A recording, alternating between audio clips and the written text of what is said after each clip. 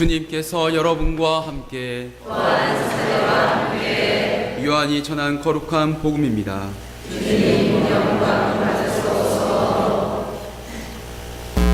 예수님께서 제자들에게 말씀하셨다. 누구든지 나를 사랑하면 내 말을 지킬 것이다. 그러면 내 아버지께서 그를 사랑하시고 우리가 그에게 가서 그와 함께 살 것이다. 그러나 나를 사랑하지 않는 사람은 내 말을 지키지 않는다. 너희가 듣는 말은 내 말이 아니라 나를 보내신 아버지의 말씀이다.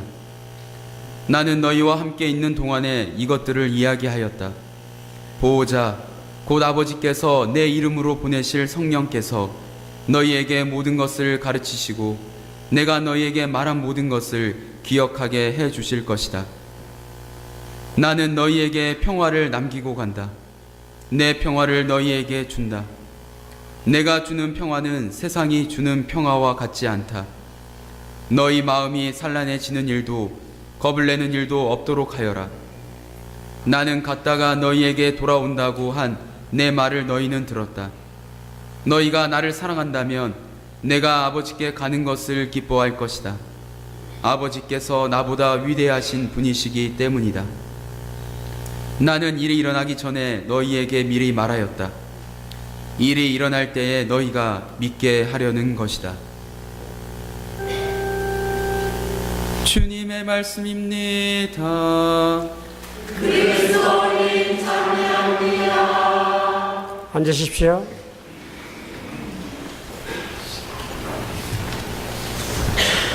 찬미 예수님, 우리가 살아가고 있는 이 시대는 요즘 말하면 혼돈으로 가득한 시대인 것 같습니다. 매스미디어의 속도는 가히 폭발적이고 기하학적으로 변하여 사람들의 정신을 피폐하게 만들고 있습니다.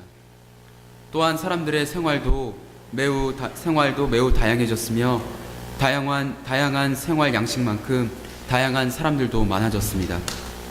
그래서 자신과 비슷한 생활 양식을 가진 사람들을 찾아보기가 매우 어려워진 세상이 되었습니다.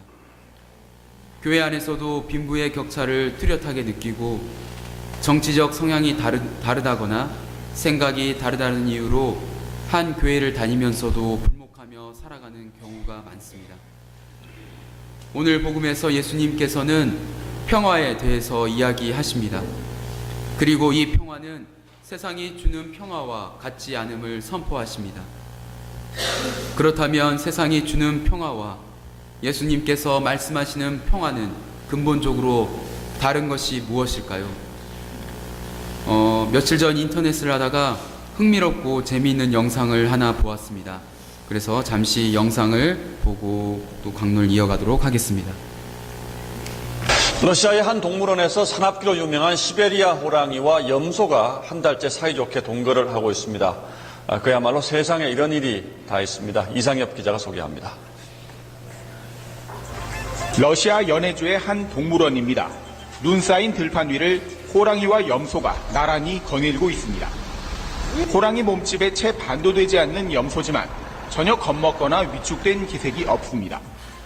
염소가 곁에서 따라다녀도 호랑이는 전혀 공격성을 드러내지 않습니다. 오히려 무심해 보일 정도입니다. 이렇게 어울리지 않아 보이는 두 동물이 함께 살게 된 건 4주 전부터입니다. 원래는 먹잇감으로 던져진 염소였지만 호랑이에게 처음 한번 강하게 저항했을 뿐 이렇게 기이한 동거를 이어가고 있습니다. 더 신기한 점은 호랑이가 이 염소를 만난 뒤로 다른 동물도 사냥하지 않고 있다는 겁니다. 전문가들은 호랑이가 염소를 먹잇감으로 보고 있지 않으며 적으로도 인식하지 않기 때문에 이런 동거가 가능한 것으로 추정하고 있습니다.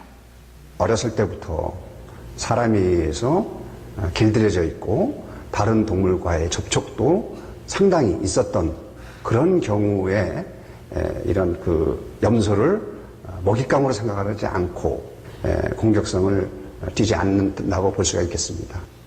동물원 측은 호랑이도 굴복시킨 용맹한 염소라며 중앙아시아를 지배했던 정복자 티무르의 이름을 염소에게 붙여주었습니다.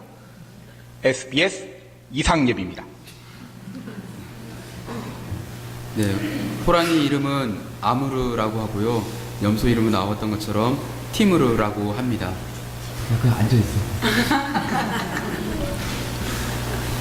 둘은 그 러시아 프리모스키 사파리 공원에서 처음 만납니다.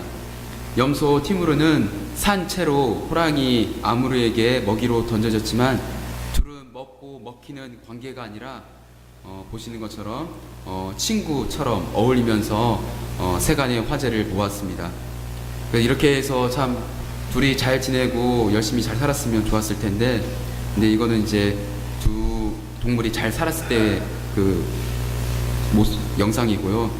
그런데 이제 둘 사이는 이제 호랑이 아무르가 염소 티무르를 한 발로 날려버리면서 2달 만에 관계는 끝이 났다고 합니다. 호랑이에게 염소는 언제든 먹어 치울 수 있는 결국 놀잇감에 불과했던 것입니다. 하지만 이를 지켜보던 사람들은 두 동물의 우정을 아름다운 동화로 미화시키며 바라보았던 것이죠.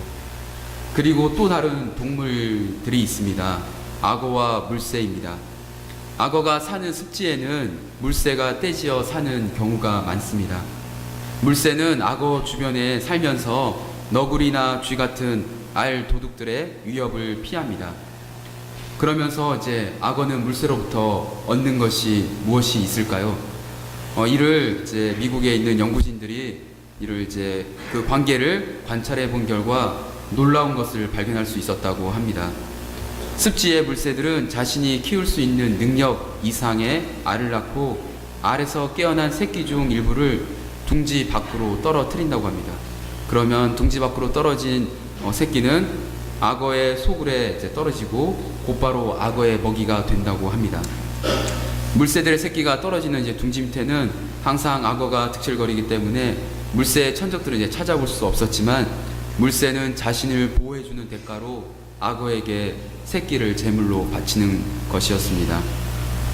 이 기사들을 보면서 과연 동물들의 세계와 우리 인간들이 살아가는 세계와 무엇이 다를까라는 생각을 해보게 되었습니다.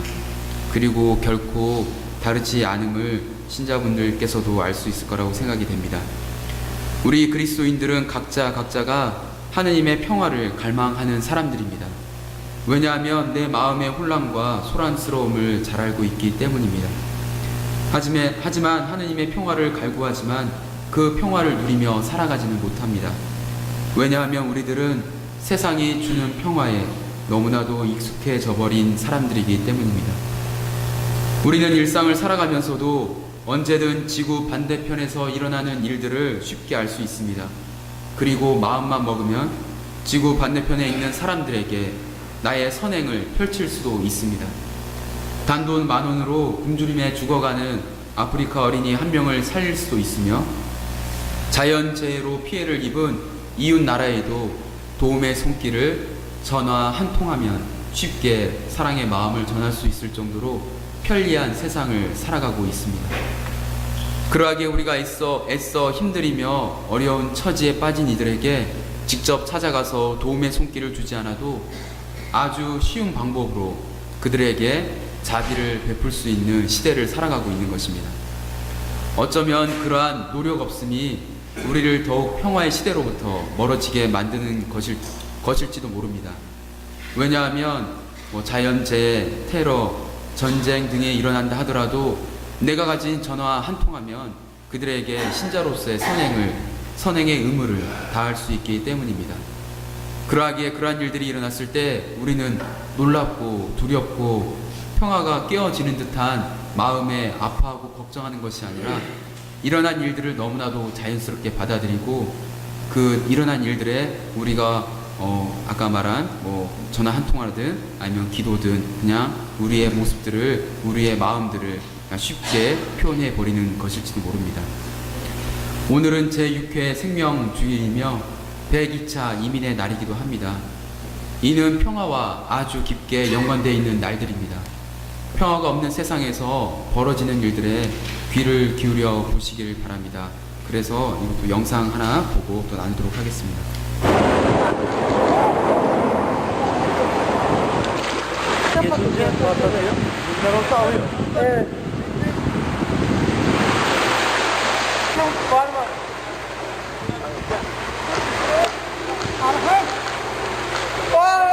यार तू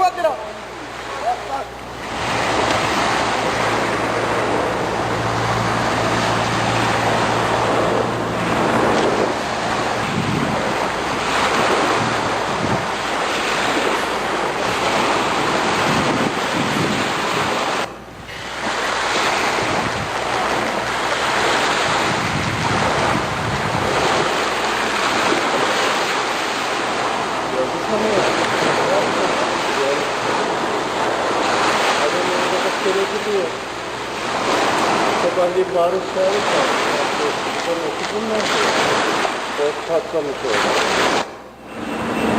Helikopterle birlikte almaya çalışıyor.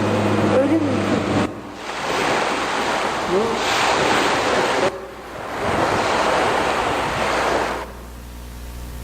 네, 보신 영상은 다들 알고 계신 것처럼 작년 9월에 이제 시리아 난민들이 유럽으로 들어오다가 이제 배가 침몰되어서 이제 그 3살 시리아 어린이가 이제 해변에 쓰러져 있는, 죽어 있는 그 아마 사진과 영상들을 아마 보셨을 거라고 생각됩니다. 그런데 우리는 벌써 우리 머릿속에서 잊어버린 이야기가 되어 버리지는 않았는지 모르겠습니다. 작년 한 해 국내 난민 신청자는 5,700여 명에 달했다고 합니다. 그런데 100여 명만이 인정을 받아 난민 인정률이 2%에 채 못 미쳤다고 합니다. 유엔 난민기구에 의하면 세계 평균 난민 인정률은 30%가 넘는다고 합니다. 서유럽을 포함한 많은 국가가 부적격 난민을 색출하는데 행정력을 쏟기보단 난민 인정을 받지 못한 사람들이 생명의 위협을 받지 않도록 배려하고 있습니다. 프란치스코 교주께서도 이민자들에게 해가 되는 근거 없는 두려움과 추측을 막기 위해서라도 여론 또한 올바로 형성되어야 한다며 매스미디어의 책무를 강조하고 계십니다. 우리나라의 테러 방지법 통과 이후 매스미디어가 이주민들, 특히 무슬림들의 인권을 침해하지 않도록 각별한 주의가 필요로 하는 시점입니다. 그리고 무엇보다 우리들의 관심이 필요한 세상입니다. 전화 한 통화, 계좌 이체를 통한 사랑의 전달도 매우 중요하지만 우리가 알게 모르게 꺼져가는 생명들의 관심을 갖고 그 관심을 함께 호소하는 그런 세상을 살아가는 것이 우리 그리스도인들의 의무이기도 합니다. 자비의 특별 희년을 지내고 있는 우리는 자비란 단어에 혼란감을 느낍니다. 과연 자비를 어떻게 베풀어야 하는 것이며 그 하느님의 자비가 진짜 어떠한 자비인지를 우리는 잘 모르고 지내는 것 같습니다. 하지만 우리가 일상 안에서 우리 부모님들은 잘 알고 계실 것입니다. 자녀가 어떠한 말과 행동을 하더라도 그 말과 행동을 무조건 허락하지 않으시죠.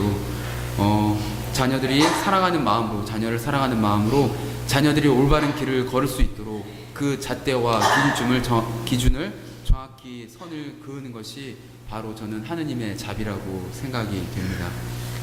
그러하기에 우리의 자비는 정의로운 것이어야 하며 평화적인 것이어야 합니다. 이는 책임을 요구하는 자비이며 평화입니다.